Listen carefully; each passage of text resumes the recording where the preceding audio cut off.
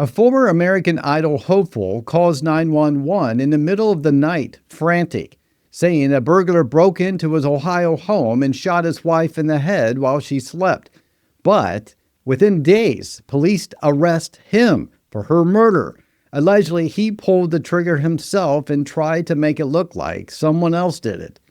How does a man go from singing on a national television to facing charges like that? This is Caleb Flynn. You know him perhaps from his time on American Idol back in season 12, where he auditioned and spoke warmly about his family and his wife.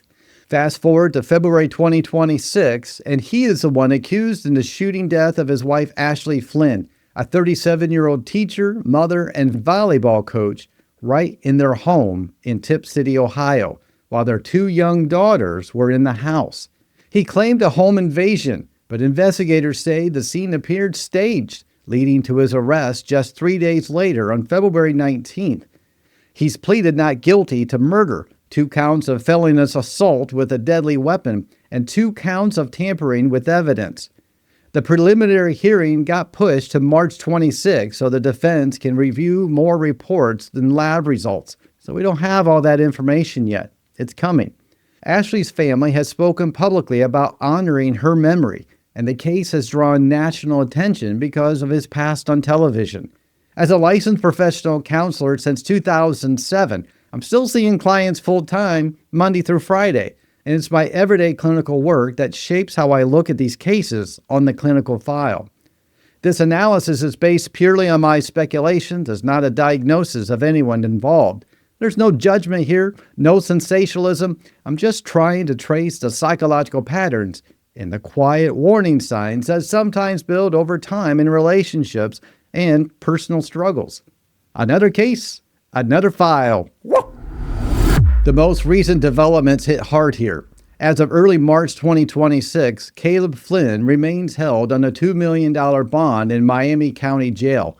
His attorney requested the delay in the preliminary hearing to gather full police reports and any lab testing, emphasizing the need for complete facts before moving forward. That step makes sense legally, but it also keeps the spotlight on what investigators found in those first critical hours and days after February 19th. Let's start with the 911 call itself, because it sets up one of the first psychological layers worth examining here. Caleb reported that an intruder had entered the home and shot Ashley twice while she was in bed. He said he was with the children at the time. The call conveys panic and distress, which is expected in any genuine emergency. But when responders arrived, they found no signs of forced entry that aligns with a stranger burglary. Instead, evidence pointed to the scene being altered after the fact. Staging a crime scene requires planning, even if rushed, and it often ties into a need to control the narrative completely. That behavior raises questions about calculated deception. In clinical terms, this could connect to traits seen in instrumental violence, where the act serves at a specific goal beyond raw emotion, like avoiding consequences or preserving an image.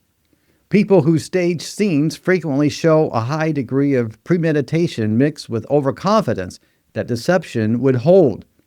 The choice to fabricate a home invasion, especially one involving a firearm in a family home with children present, suggests an attempt to shift blame outward entirely.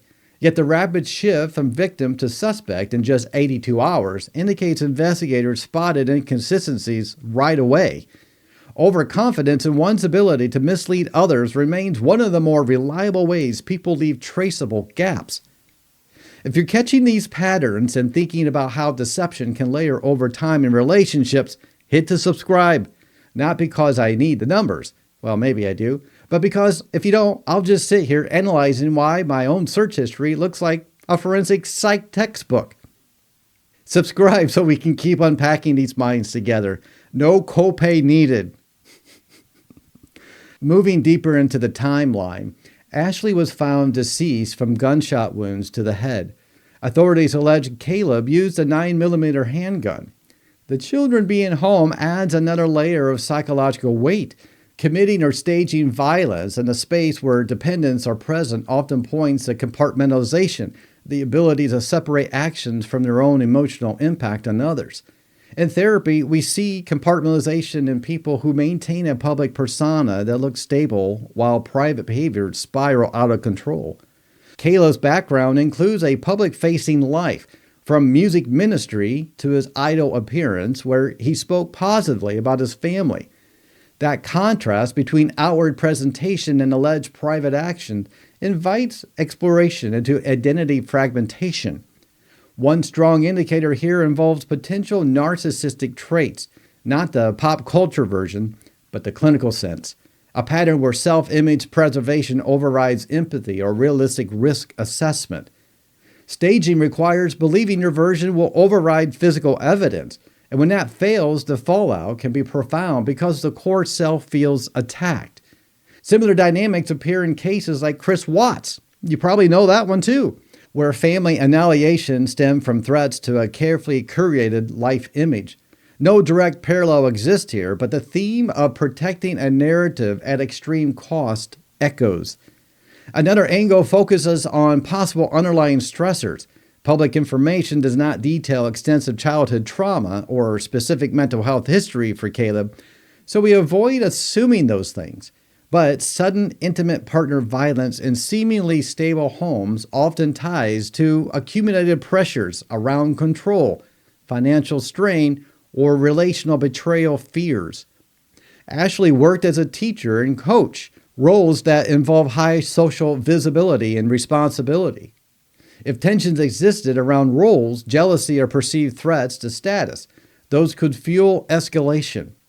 Motive remains unclear publicly, but the alleged choice to use a firearm at a close range in bed suggests rage or panic directed at eliminating a specific threat, real or perceived. The tampering charges point to efforts to alter or conceal evidence post-act. Tampering often reflects an awareness of guilt and a desperate bid to rewrite reality. Psychologically, this ties into denial and minimization, defense mechanisms where someone refuses to integrate unacceptable actions into their self-concept. In sessions, clients with strong minimization will reframe harmful behaviors as accidents or necessities long after the fact. If the staging involved moving items or creating a false entry points, it shows executive functioning still intact enough for planning, yet impaired judgment about detection likelihood. The presence of the children during the alleged events raises victimology questions too. From a psychological standpoint, exposure to parental violence creates acute trauma responses in kids, often leading to attachment disruptions, hypervigilance, or long-term trust issues. Ashley's role as a mother adds a heartbreak. Her loss deprives her daughters of stability at formative ages. The psychological impact on surviving family cannot be overstated here, and it's my hope that support systems are in place for them too. If this breakdown of control, deception, and narrative protection gave you that moment of clarity about how minds can twist under pressure, I love to keep bringing you these insights. Subscribe if you want the next one to show up automatically. It's quick, free, and means we keep exploring the why behind the headlines. Piecing the clues together here, the alleged progression from that 911 report to arrest reveal a pattern: internal-external blame, followed by evidence contradicting that story. That shift often marks a turning point where denial cracks. In psychology, we look for clusters of behavior like this to understand the motive. The rapid arrest suggests physical or forensic inconsistencies were glaring. The gun, the wounds, the lack of supporting burglary evidence all circle back to an internal rather than external cause. One more psychological thread worth noting here is projection.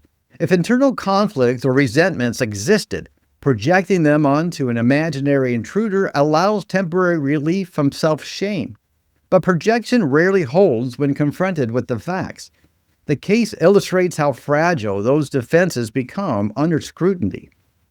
As we close out this analysis, here are my key mental health terms that I used in this video, with brief explanations into the context of this kind of case.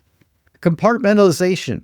Separating conflicting parts of life or behavior so one area doesn't affect the other, allowing someone to maintain normalcy publicly while acting differently privately.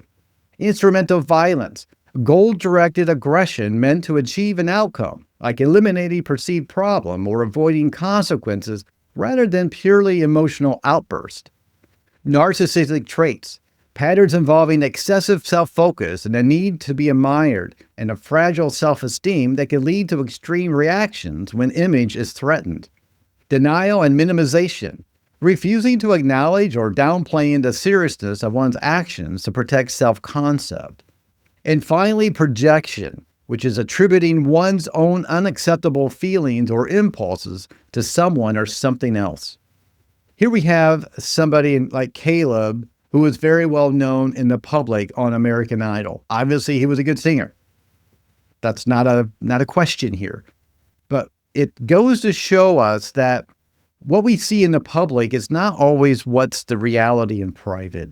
And that's one of the things that I see over and over and over again in these cases that I analyze. The public persona is so much different than the private life. And that's where the real tragedy happens behind closed doors. That's where the mental health and psychological indicators really come out to play.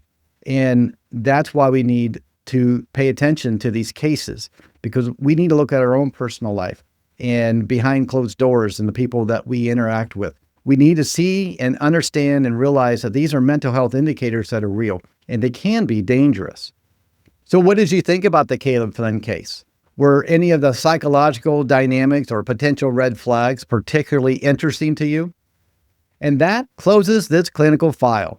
Until next time, keep looking a little deeper, stay curious, and stay safe. And I'll be over here profiling my own coffee choices until the next file opens. What?